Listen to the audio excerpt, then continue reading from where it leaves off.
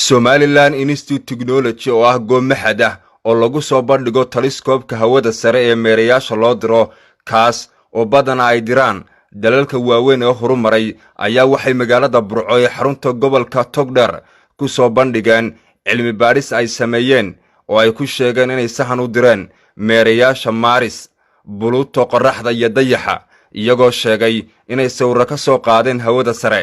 Cabdillaahi Bile oo ah maamulaha goobtan cilmi baadhiseed ee Somaliland Institute Technology ayaa wuxuu sheegay inay qalabkoodu yahay mid casri ah oo si degdeg ah u soo sawiraya meerayaasha hawada sare isagoona bulshada la wadaagay cilmi baadhistan casriga ah ee ay sameeyeen waxaana ka mid ah hadaladiisa sida tan.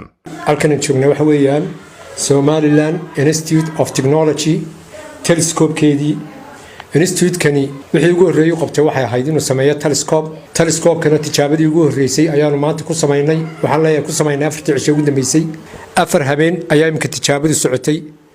4 habeen waxaanu duubnay oo telescope-kan ku tijaabinay cadceedda, dayaxa, Mars iyo Pluto. intabana waxaan ka keenay war aan hore loo keenin. tusaale ahaan imka satellite-ka la dirayaa waxa loo diray Mars, waxa la yiraahdaa rovers, wuxuu sii socday 7 bilood, waxa ku baxday $2 bilyan. markii dambena sanado gudaheed buu ku xumaaday, kilomitir wax ka badan muu soo sawirin.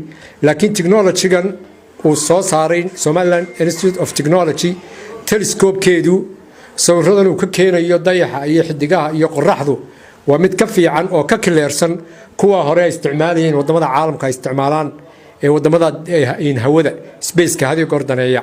waana soo bandhigi doonaa Cable TV markuu soo bandhigi doonaa.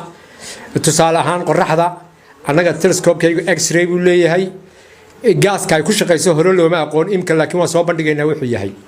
awal helium baa la moodi jiray ku shaqeeyo laakiin kuma shaqeeyo, way ka duwan tahay. Mars oo kale waxa la isku hayaa biyo ma leedahay mise ma laha, iyadoo biyo leh oo lagu dabaalay ayaanu haynaa oo iyadana soo bandhigi doonaa. dayaxa waxa la isku hayaa biyo ma leeyahay ma laha, kalimadkiisu waa sidee. markaan ku tijaabinay software-keegan iyo technology-keegan aan ku tijaabinay waxaan ku soo aragnay oo la yaab idinku noqon doonta inuu bad leeyahay oo kalluun ku jiro. waana soo sawirnay, waana soo bandhigaynaa. Pluto sidoo kale waa meeraha ugu fog ee ugu yar baa la yiraahdaa, waana ka ugu qabow. haddana waxaan ku soo aragnay xayawaanka kan loo yaqaano beriga biyaha ku nool ee la yiraahdo wiisha oo fara badan.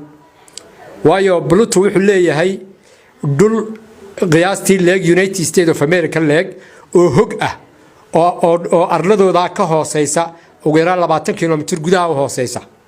dhulkaas waa wada green view leeyahay. xayawaanka noocaas aan ku soo aragnay iyadana sawiraan ka qaadnay. mid kasta oo telescope-keegan uu tijaabo ku sameeyay waxaan hore loo u jirin ayaan ku soo aragnay, waana nala hubin doonaa. waxaanu baaqaygan ku socdaa dhammaan dadka daneeya space-ka iyo meerayaasha iyo xidigaha sida matalan NASA, United States, European Union-ka, China, shirkadahaas oo dhan waxaan doonaynaa technology-geegan oo aan soo bandhigno oo uga faa'iideyno, annaguna aan dhaqaale ahaan uga faa'iideysano, iyagana technology ahaan aan uga faa'iideyno. tusaale ahaan imka ninka adduunka ugu taajirsan la yiraahdo Elon Musk imka wuxuu u dirayaa shuttle buu dayaxa u dirayaa dad saaran yahay, ma garanayo meesha ku degi doono.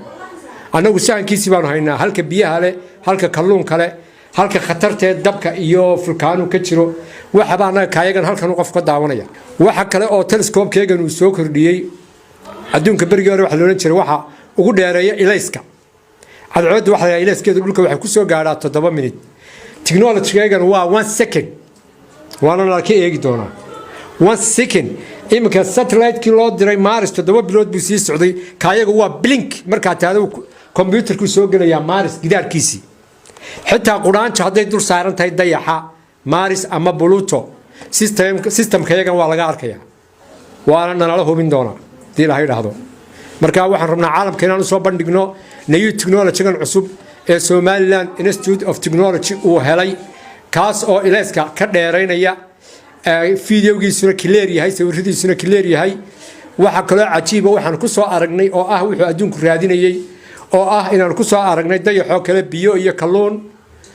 Pluto kale inaan ku soo aragnay xayawaano qoraxdoo kale inaanu soo ogaanay waxay ku shaqaysaa inay tahay balaynado ku dhacaya ee aan ahayn helium balaynado ayaa ku dhacayo xaabo u ah waa tirinaysaa ilaa intii ilaahay abuuray ilaa maanta inta ku dhacday sawirka cable TV baan ku soo bandhigi doonaa 230 xabba ku dhacay iyo mid weyn 330 xabbo intaasaa ka gudaheeda ka ololaya maanta waxaana ku soo socda ilaa dhowr kun oo kale xabbo ayaa ku soo socda goolay xabad u qabsanaan la garanay marka wuxuubana waa wax uu telescope ku soo saaray oo la mala awaali karin weey marka aqoontaanu soo kordhinay baan rabnaa inaan caalamka uga faa'iideyno cidii danaynaysaana way nala soo xiriiri doontaa okay qalabkan haddaan kuu sharxo qalabkan waa telescope sidiisaba waa 3 nooc mid dhulka lagu rakibaa isagoo dhulka ku rakiban baa laga daawadaa xidigaha dayaxa iyo qoraxda laga daawadaa midna waa miseel baa la saaraa hawada sare la dhigaa oo waxa kamid ah Hubble telescope-ka la yiraahdo hawada sare yaalla halkaas wax ka duuba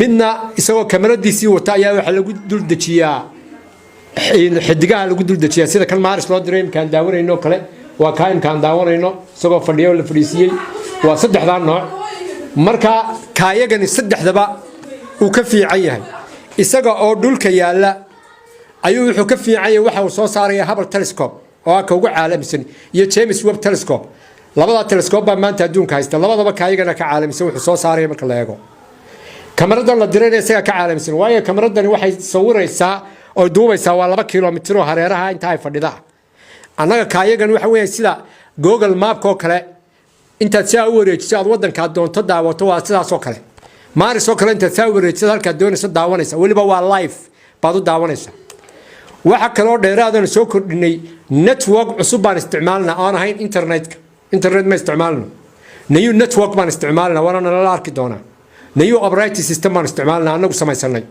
kaasaan isticmaalna marka telescope-ka yagani waa mid dhulka yaalla laakiin xiddi kasta 1 second buu ku gaaraya waa ilbiriqsi markaad click tiraado wuu joogaa minida gudahoodna waxaad baari kartaa 100 kiiloomitir waxa ku nool haday xayawaan tahay haday biyo tahay ilaa imikana waxaan tijaabinay mid aanan noola ku arkin cadceedda mooyee mid aanan noola ku arkin